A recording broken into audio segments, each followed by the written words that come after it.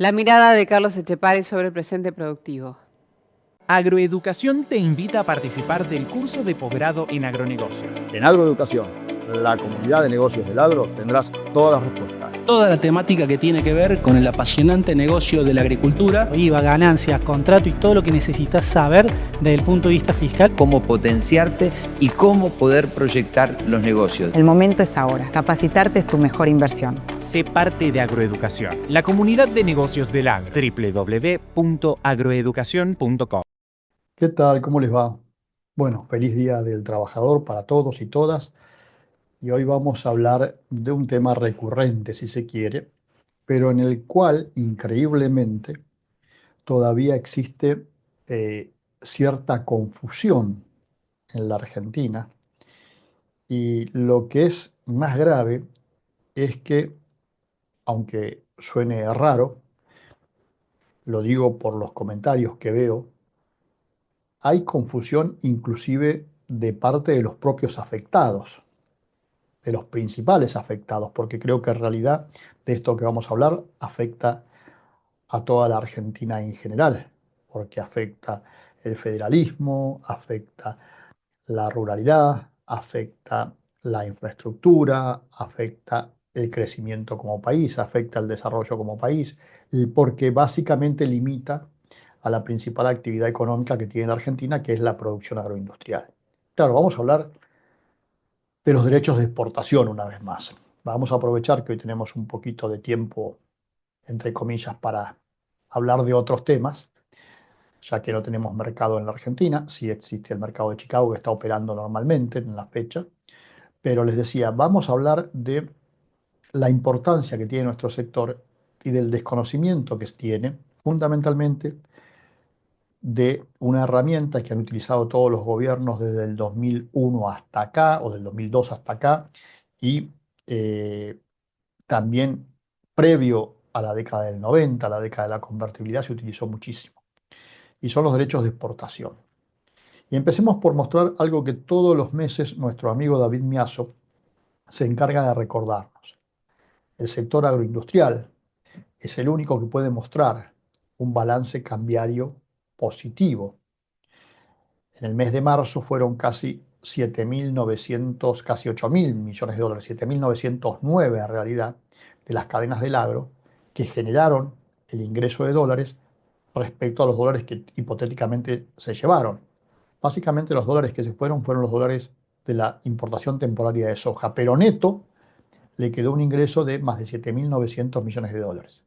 Después la minería aportó 913 millones de dólares, la informática 324 y la energía 630, es decir, que las tres sumadas apenas llegan a un poquito más del 20% de todo lo que genera el sector agroindustrial. Y después están los sectores deficitarios, automotriz, turismo y hotelería, que se está llevando muchísimo todo el tiempo, transporte, comercio y la industria, por supuesto. Todos tienen déficit y solo el campo, a partir del campo, la agroindustria, es el que tiene el 81% de aporte neto en el balance cambiario en la cuenta corriente, como nos muestra David Miazo. Esto fue el mes de marzo, ¿no? Y paralelamente les muestro el trabajo que siempre hace la OCDE, que ahí vale la pena recordarlo, con el nivel de estimación del apoyo a los productores por países. Aquí ustedes ven los triangulitos corresponden al ciclo 2000-2002, que es la comparación, y después el 2021-2023, en donde la Argentina, junto con la India y con Vietnam, son los únicos tres países en el mundo que tienen, entre comillas, un apoyo negativo, en la Argentina superior al 10%, dio el último estudio.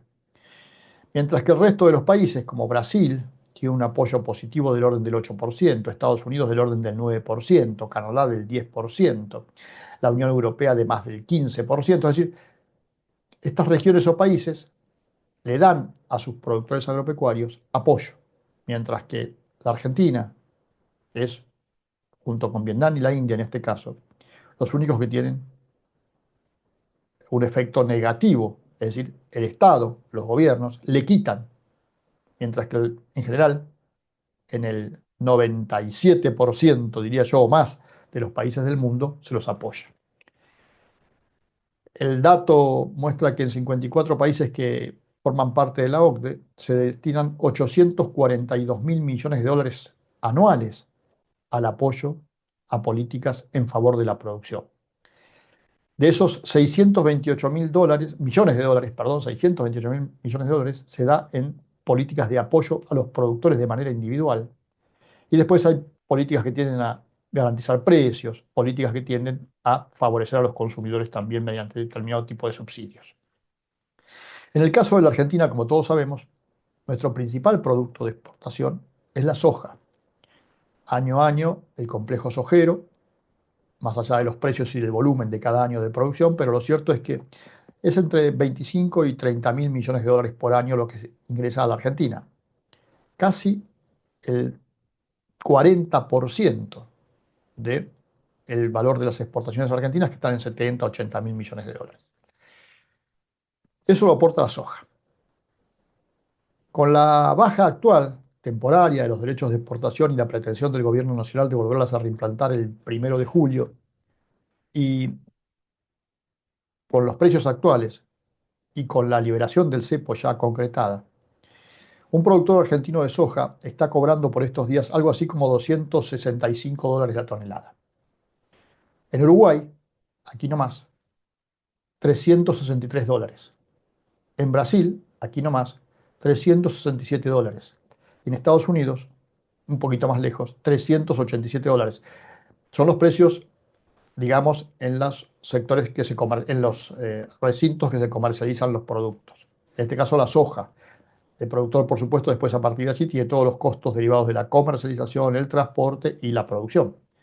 Pero hay una diferencia de prácticamente 100 dólares por tonelada de soja, aún con el cepo liberado, en la Argentina y Brasil y Uruguay, por ejemplo. Esto es consecuencia de una política que se reimplantó en la Argentina, como vemos en este gráfico que mostramos cada tanto, que es el gráfico de los derechos de exportación, vigentes desde el año 1993, donde por supuesto la soja es la más castigada. Hoy la soja transitoriamente ha bajado 7 puntos y en lugar de estar en el 33, como muestra el gráfico, está en el 26, y el trigo y el maíz en lugar de estar en 12 están en 9,5. Pero lo cierto es que la pretensión del gobierno nacional, y así lo establece el decreto que oportunamente se dio a conocer, es que el 1 de julio se vuelva al nivel anterior, es decir, 33 y 12%. También, con los datos que mostraba nuestro amigo David Miazo, podemos ver que desde que se reimplantaron los derechos de exportación hasta el 2024, hay 170 mil millones de dólares que se les trajeron al campo por derechos de exportación, de los cuales 6.500 fueron en el 2024. Eso representa, en el año 2024, en porcentaje de la recaudación tributaria nacional, alrededor del 11%. Ahí lo vemos en el otro gráfico que también publica David Miazo. Ustedes ven un salto, por ejemplo, allí en el año 2022. Eso es el mes de septiembre, que hubo un crecimiento muy fuerte de la recaudación por derechos de exportación. ¿Y por qué les hago referencia a esto? Porque ese fue el primer famoso dólar Masa, donde había una demora en la comercialización. Masa estableció aquel dólar oficial más alto para las exportaciones de soja, y esto permitió, fíjense, que se liquidara todo eso en ese mes. Todos los demás intentos que se hicieron, inclusive los que hizo este propio gobierno, no han dado el mismo resultado. ¿Por qué? Porque el contexto internacional ha variado, los precios son otros, y ya no alcanza con estos parches que los diferentes gobiernos han intentado implementar. Y tengamos en cuenta algo que para mí es muy importante, los derechos de exportación en la soja. Vamos a analizarlo. ¿Cómo se calcula? Se parte de un precio FOB de la industria, que está compuesto por el precio de exportación del aceite y de la harina, en tanto cuanto hay de esos productos dentro de un poroto de soja. Básicamente, para hacer números gruesos, el 78-80% es harina y el 18% aproximadamente es aceite. Eso se hace la participación de cada uno de los precios en un poroto de soja y se llega a un precio para el poroto de soja expresado en poroto de soja. En este momento, estos días estuvo en el orden de los 428 dólares por tonelada. Y después ustedes van a ver que el cuadro se divide en dos. En abril del 2025 y el julio del 2025, porque se supone que en julio va a volver a ser, estamos tomando los derechos de exportación de la industria aceitera, lo que hoy es 24,5, va a volver a ser 31%. Estamos hablando de la industria aceitera. Hoy ese derecho de exportación se lleva $105 del precio de exportación, que son para el Estado. Y cuando suba en julio van a ser $133, otra vez. Y entonces queda ahí un precio bruto del exportador, $323 que son para el exportador en un caso y 295 que van a ser en julio. Después tenemos que descontar, en el caso de este que es un producto industrializado, el gasto de elaboración del aceite y la harina y el gasto de la exportación del aceite y la harina, y que hemos tomado un promedio de $28 para cada uno de los casos, considerando que hay fábricas que gastan un poco menos y hay fábricas que gastan un poco más. Eso nos llega a un precio neto que el exportador puede pagar en el mercado interno, lo que llamamos capacidad teórica de pago. Eso nos da $295 para estos días y para el futuro, si se mantuviera el mismo precio, serían $267. A su vez, como en el mercado local no se le permite al productor cobrar en dólares porque el exportador tiene la obligación de liquidar esos dólares frente al Banco Central, lo que ocurre es que hay que transformar eso al tipo de cambio para que el productor pueda cobrar pesos. Cuando yo multiplico los $295 en un caso o los 267 si tuviéramos el 31% que vamos a tener de vuelta el 1 de julio, llegamos a que el precio interno teórico hoy debería ser de 343.838 pesos, 344.000 pesos. Eso es lo que podría pagar la industria hoy en el mercado interno. ¿Cuánto estuvo pagando estos días? 310, 315, 320.000 pesos. Se está quedando con un margen interesante la industria, pero ahí es oferta y demanda, ¿eh? Nadie está obligado a vender, salvo aquellos que por razones que financieras necesitan vender, pero la realidad es que esto es oferta y demanda. Si la industria está pagando menos de su capacidad teórica de pago, es precisamente, entre otras cosas, porque hay mucha oferta. Y en este momento la industria además está trayendo la soja de Paraguay, la soja importada, es decir, todo eso tiene su impacto y el productor termina cobrando en este momento unos 25 o 30.000 pesos menos de lo que debería estar cobrando. Ahora bien, no es casual que esos 25.000 o 30.000 pesos menos pongan al precio de la soja actual para la industria en la misma paridad que va a tener el 1 de julio. Si ustedes miran y se mantuviera, y trayendo toda moneda de hoy, este valor en dólares y a su vez este tipo de cambio, que se supone que según dice el gobierno va a estar inclusive más bajo, hoy la industria podría pagar, si tuviera 31% de derechos de exportación, como van a volver el 1 de julio, unos 311, 315.000 pesos. Es decir, hoy está pagando la paridad del futuro. Y acá hay que tener en cuenta otro dato. La industria que hoy compra poroto de soja es un poroto de soja que tiene que recibirlo, procesarlo, elaborarlo y probablemente lo termine exportando en el mes de julio con el nuevo pago de derechos de exportación. Claro que si la declara hoy, esa venta, paga menos derechos de exportación, paga 24,5, pero los tiene que pagar ahora y tiene que traer los recursos ahora de una exportación que va a ser en julio, agosto, septiembre. Por eso es que, como yo les digo a diario, prácticamente no se declara mucho soja o del complejo soja, porque los embarques importantes van a partir de julio. Las ventas de los productores son hasta junio, julio, pero los embarques importantes empiezan a partir de julio, sobre todo de la industria.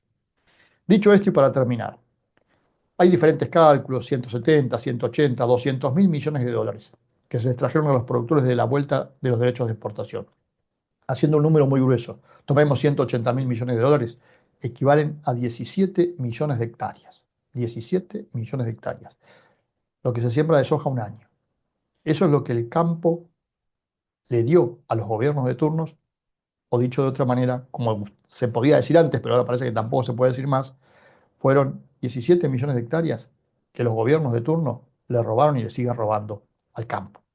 Hasta mañana. Aditivo RZ, la innovación en premezcla que llegó para sumar calidad al balanceado y salud a los animales. Por utilizarse en autoconsumo, disminuye costos de producción, regula el consumo desde el primer día hasta el último, garantiza alimentación segura y eficiente, mejora el comportamiento y bienestar animal, consume menor cantidad, más veces al día, con un funcionamiento del rumen ideal. RZ, el aditivo que vino a sumar tecnología a la nutrición de rumiantes.